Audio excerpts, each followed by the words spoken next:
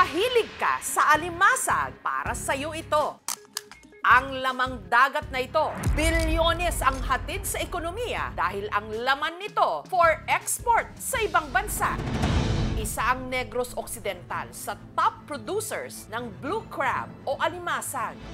Ito rin ang ikinabubuhay ng mga maliliit na mangingisda na nanghuhuli nito, pati na ang mga nagtatrabaho sa mga planta kung saan hinihimay ang laman ng alimasag para maging crab meat.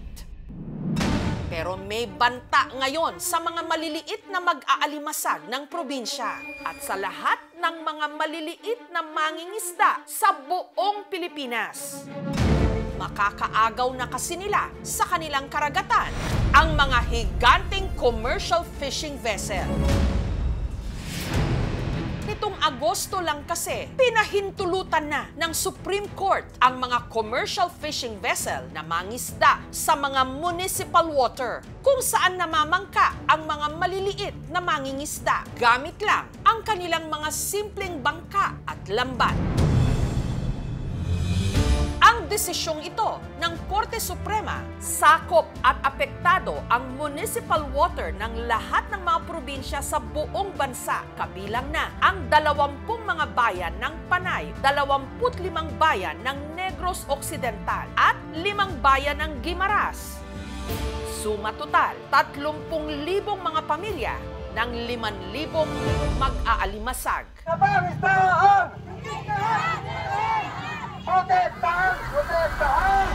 Lahat sila ngayon umaalma, nangangamba para sa kanilang kabuhayan at mga pamilya. Ano ang posisyon nyo dun sa Supreme Court decision? Tumututol talaga kami. Salba ang industriya ng alimasag. Lahat kami hirapan din sa aming pamumuhay sa araw-araw. Himay-himayin natin ang isyong ito.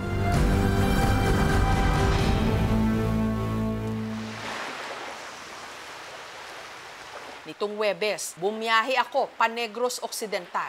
Dahil sa desisyon ng Supreme Court, pwede nang pumasok ang mga malalaking kumpanyang pangisda o commercial fishing vessels sa mga maliliit na bayan katulad ng EB Magalona dito sa Negros Occidental sa itinakdang municipal waters o 15 kilometers mula sa Dalampasigan. Ngayon pa nga lang, umaaray na ang mga mangingisda rito. Kulang ang kanilang kinikita mula sa mga alimasag na nakukuha nila. Paano pa kaya kung aagawan sila ng mga malalaking mangingisda?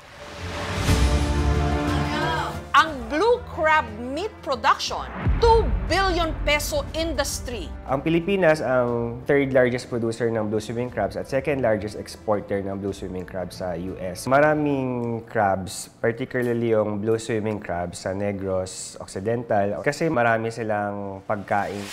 At ang nangunguna rito, ang bayan ng EB Magalona. Nasa 2 hanggang 5 toneladang blue crab ang napoproduce nila rito kada araw. Ito, may bagong dating na bangka. Tingnan natin kung may huling alimasag ngayon. Magandang umaga! May huli po kayo? Marami po? Konti. 3 kilo lang nahuli. 3 kilo? Magkano nyo mabibenta yon? 160. Karaniwan pong size ito o may mas malalaki pa rito? Ayun, malaki. May mas malaki pa doon. 160 pesos per kilo ang bentahan. So times 3, 480. Pero may 150 siyang kapital, yung pinambili ng krudo. So 480 minus 150, 230 lang ang maiuuwi niya. Paano po yun, kuya? Kasya ba yun sa gastos nyo sa pamilya? Kulang, ma'am. Sa laot ba meron ng mga commercial? May ara, ma'am, pero hindi lagpo, gagmay lang. Since binaba yung ruling ng Supreme Court, pwede nang pumasok sa municipal waters yung mga malalaking fishing vessels. Pero even before that, may mga nakikita na raw silang mangilan-ngilan. Dito sa Barangay Tumungtong, nakilala ko ang mag-aalimasag na si Mary Jane. Halos buong barangay nakatali ang hanap buhay at buhay nila dito sa mga alimasag at hindi lang mga lalaki ang mga mangingisda rito, pati mga kababaihan katulad ni Mary Jane. Ganun ba marami dito na Sa ngayon, pamilya? ma'am, mayroon ng 3. Nakatulad mo? Oo. Ba? Okay ah. So, yung kaya ng mga lalaki, kaya mo rin. Kaya ng mga Ano babae. nang kakayanin, ma'am, kahit mahirap? Bakit pati mga babae na itong hanap buhay? Ganun. Oo, lugi kami sa aming pangailangan sa araw-araw. Pila ba anak mo? 3. Ang panganay ni Mary Jane na si Rami, graduate na ng senior high school. Pero dahil sa hirap ng buhay, hindi na ito nakatungtong pa ng kolehiyo. Ang kakarampot na kita nilang mag-asawa. Ang tumutustos naman ngayon sa pag-aaral ng dalawa pa nilang mga anak na nasa junior high school na. Yan yung panguhan nyo ng ano? Oo, yung alimasag, oo. Ilang oras bago kayo makahuli ng alimasag? Kinabukasan pa, ma'am. So, ihuhulog nyo mamaya, Oo, babalikan nyo na lang. bukas ng umaga naman. Ganun pala Yun yun. kaya, yun ang Tapos sugal pa pinakamahirap yon, sa amin. minsan Oo. wala, minsan meron, ganun ho yun. Akala ko agad-agad, parang isda, hindi pala. 2 dekada nang nanghuhuli ng blue crab si Mary Jane. Ang kanyang mister na si Rami ang pumapalaot lang daw noon. Pero para hindi na raw ito magbayad pa ng tauhan, si Mary Jane na mismo ang naging katuwang ni Rami. Pag malaking alon, medyo mahirap. Ngayon, okay lang. Kaya.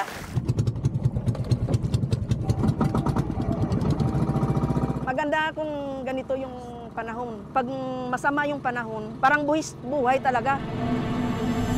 Anong nangyari, ma'am? Napasukan? Ng bandira yung ginagamit namin para malaman namin nga, ay sa amin yan.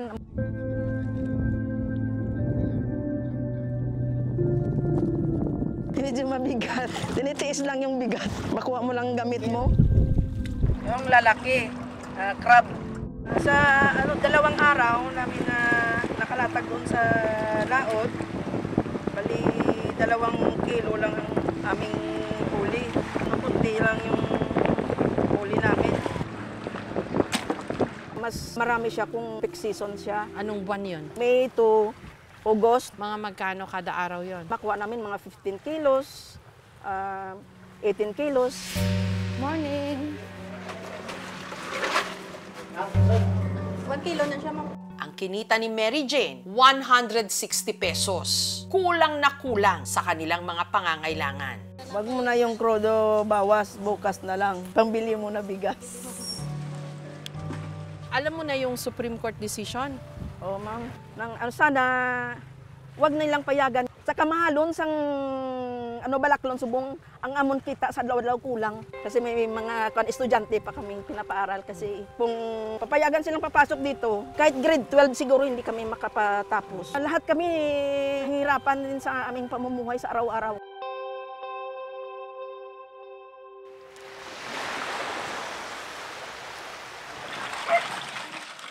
Ang huli ng mga mag-aalimasag ng Ibi Magalona, Ang ganda ng huli ah.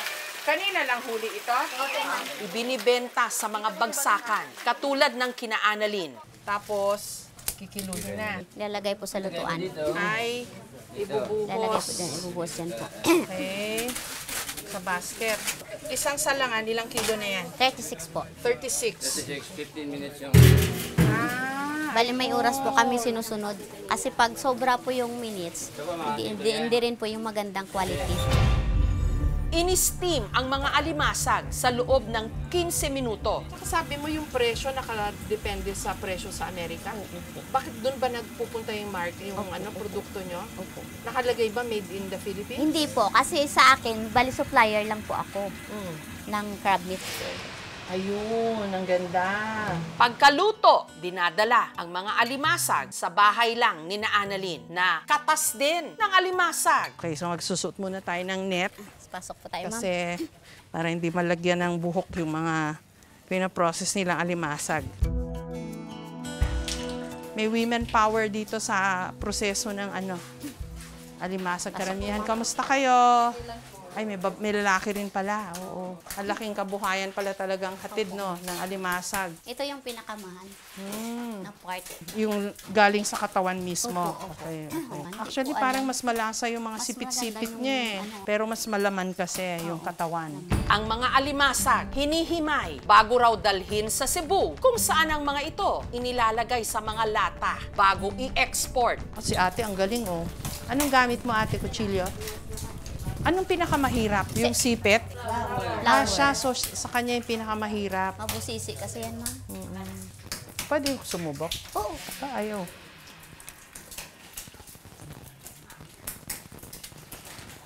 Mabusisi talaga ito, ma'am. Oo, kailangan dito pasensya, tiyaga. Pasensya. Dito, nanay? Guba na. Sira na. Hindi mo daw flour. Bumaba ang value. Oo, kasi bumaba ang value niya. Mali ang himay ko. Oo. Hindi ako pwede dito. Paano nyo sinisiguro, Annalyn, na yung quality maganda? Kailangan bago yung alimasag. Tapos sa pag-process, stricto ba kayo? Opo. Paano? Mayroon doon yung QC ko yung dalawa. May Sila yung taga-quality nag-check control. bawat. 22 crab meat pickers meron dito sa planta ni Annalyn. Dagdag kita para sa kanilang mga pamilya.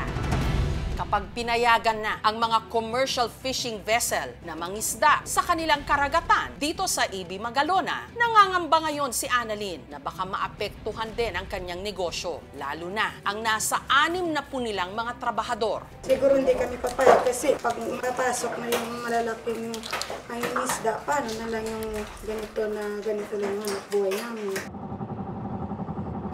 Nasa karagatan po tayo na napapalibutan ng mga isla at probinsya ng Panay, Iloilo, Negros at Guimaras. Kilala po ang parting ito ng dagat.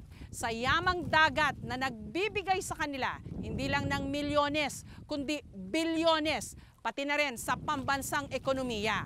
Dahil sa industriya ng alimasag o blue crab. Yung troll na yan. Diyan namin ilatag yung lambat namin. Talaga kinabukasan, wala na kaming makuhang lambat.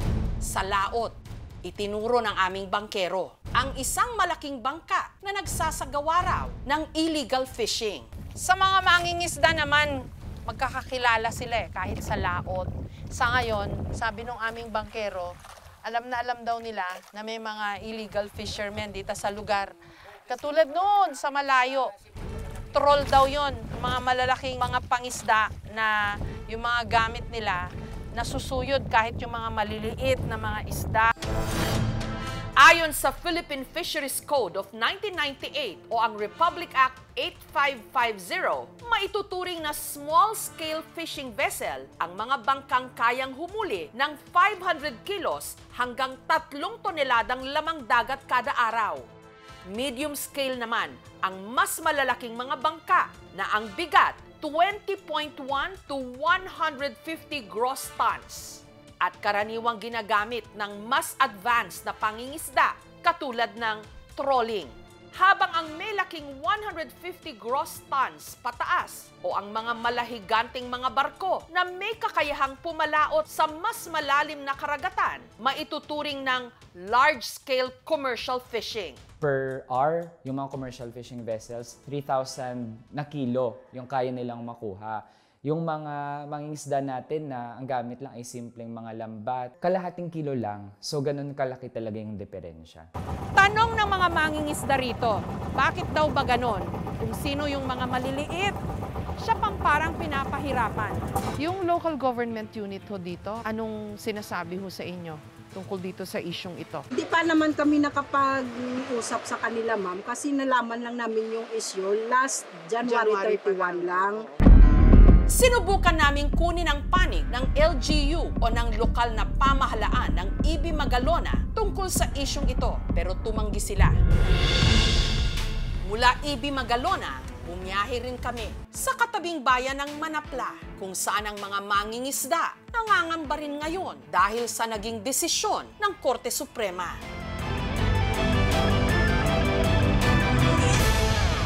Maayong hapon sa inyong tanan. Organisado ang mga mangingisda rito dahil marami daw silang kalaban sa laot, katulad ng illegal fishing. Jerry, ano itong bantay kasag? Pinabantayan namin yung mga alimasag dito. Ang amin dito sa Punta Salong, mayroon kaming slogan. Yun, no? Yun ang aming slogan, no? On taton. Salbaron ang industriya sang pangasag. Isalba ang industriya ng kasag. On taton. Yung alimasag. Sa ngayon ho ba, kamusta po ang buhay dito sa inyo? Sa totoo lang po, may kahirapan po. Gusto namin matigil yung mga illegal fishing dahil inaano namin yung maproteksyonan yung karagatan dito sa amin. Sunod sa EB Magalona, bayan ng Manapla, ang second largest producer ng blue crab meat. Kamusta ho maging bantay dagat dito? Mahirap po doon. Paano? Kasi wala kami enough na mga kagamitan. Katulad sa radio, maliit ng bangka. Paano pag may dumadating na mga illegal na malalaki yung mga bangka? Pinakaiusapan lang po. May mga nahuli na po kayo? Marami na. Liwag lang pa tayo kompresor.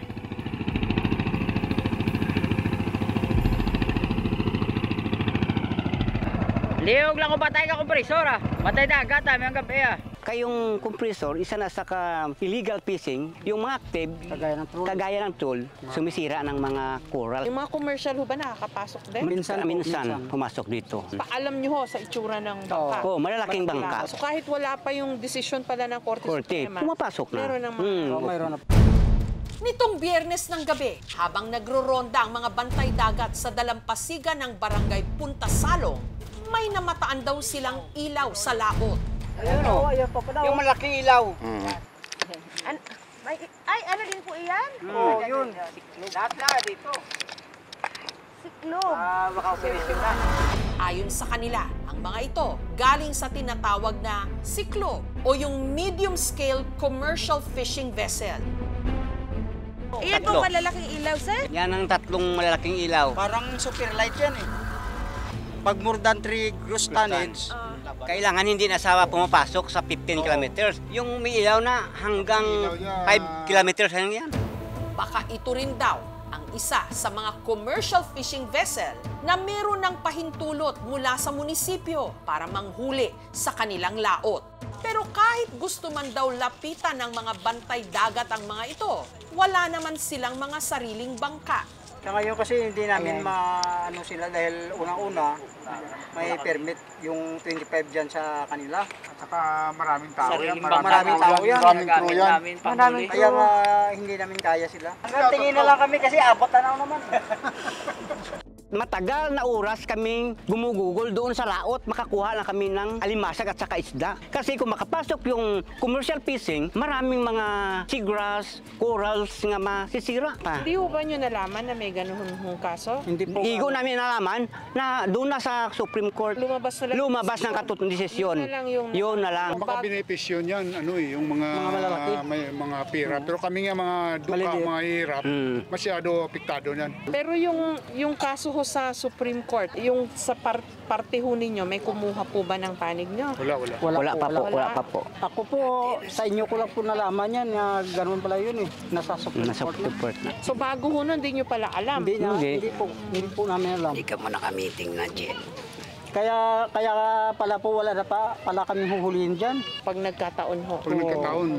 Ang Municipal Agriculture Officer dito, tutol din sa pasya ng Korte Suprema. Yung Manapla, maliit lang talaga yung municipal water naman. Pag na-implement yun, yung affected talaga yung maliliit or marginal fisher folks natin. So ang side po ng DA, so yung nasa panig po kayo ng mga mangingisda? Amin ma'am, sa panig kami talaga ng mangingisda. Pinayagan ng Korte Suprema ang commercial fishing sa loob ng 15-kilometer water zone, isang desisyon na may malaking epekto para sa Negros Occidental at sa iba pang coastal regions. Ang desisyong ito nagmula sa kaso ng Mercedar Fishing Corporation, isang commercial fishing company na hinamon ang definisyon ng municipal waters ayon sa Fisheries Code. Una nang nagpasya ang Malabon Regional Trial Court pabor sa Mercedar. Kinatigan ng Korte Suprema ang desisyong yon ng Malabon RTC. Ibig sabihin, pwede nang pumasok ang commercial fishing vessels sa mga tradisyonal na pangisdaan ng mga maliliit na mangingisda sa buong Pilipinas. Sa inyo po, sa Farm C, ano pong posisyon niyo? Yung pagpasok po ng mga commercial fishing vessel dito po, ang mapiktuhan po talaga yung aming kabuhayan dito na pangingisda sa bayan ng Manapla. May alyansa ang mga mangingisda sa parting ito ng Visayas, ang Panay Negros Guimaras Crab Fishers Alliance, na ngayon pinaplanong magsagawa ng signature campaign bilang pagtutol. Edwin, bakit kayo nagpasya na mag-ingay tungkol sa isyong ito ngayon? Ganitong decision ng Supreme Court, mag-worsen talaga yung situation ng mga fisher folks given na sila yung ngayon ang pinakamahirap na social sector. Naisip nyo ba, bakit kaya laging ganitong kwento ng mga mangingisda sa atin? No? Yun ang nakakalungkot. Ayon sa aming pagsasaliksik, October 2023 pa naghain ng petisyon sa Malabon RTC ang Mercidar. December 2023, pumabor ang Malabon RTC sa kumpanya. Idineklara ng korte na labag sa saligang batas o sa konstitusyon ang ilang probisyon ng Fisheries Code. January 2024, naghain naman ng motion for reconsideration sa Supreme Court ang Solicitor General, Bureau of Fisheries and Aquatic Resources o BIFAR at ang Department of Agriculture. Pero hindi na ito tinanggap ng Korte Suprema dahil lagpas na raw sa 15 days na period para sa apela. Ano rin namin yung gobyerno, denounce na bakit pabayaan na matalo lang tayo sa mere technical defect, no? Kasi hindi siya naka-file on time yung kanyang response. Sino ba hindi nag-file on time? Solicitors General? Supposedly yung government panel, yung Solicitor General, of course yung BIFAR. So sabi namin, sa 15 days na ginalaw ng law na mag-file sila, dapat naka-file sila, kahit nakagawa sila ng consultation. So natalo pala yung side nyo dahil sa technicality? Oo, more procedural setback yun. Nagsasagawa rin ang grupo ng kilos protesta. Balang isda kasi patuloy na nagkakaroon ng illegal, unreported, unregulated fishing sa ating municipal waters kahit bawal ang commercial fishing.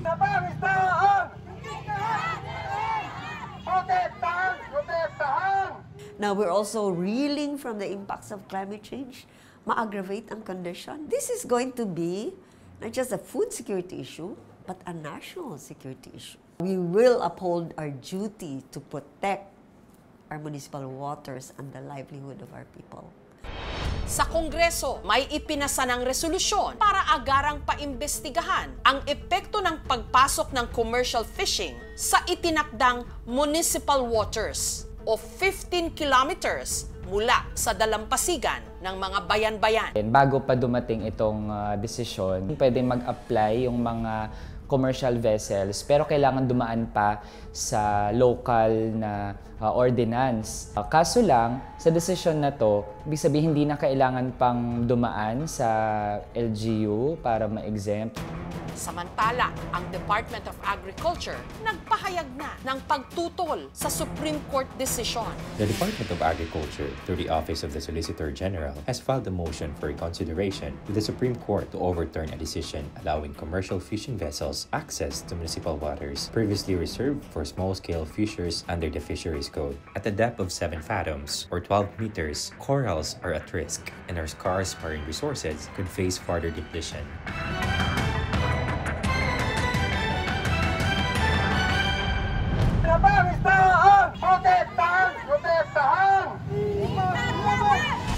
Sa ngayon, umaasa ang mga maliliit na mangingisda ng Negros Occidental na baka may pag-asa pang baguhin ang naging pasya. Mapakinggan din sila. Kaming mga mahihirap na maliliit na mangingisda, lalong hihirap. Silang mga mayayaman, lalong yayaman.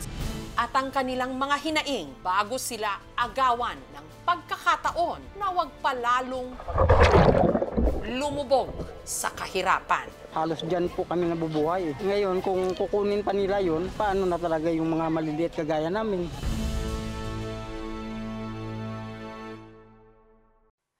Thank you for watching, mga kapuso. Kung nagustuhan niyo po ang videong ito, subscribe na sa GMA Public Affairs YouTube channel. And don't forget to hit the bell button for our latest updates.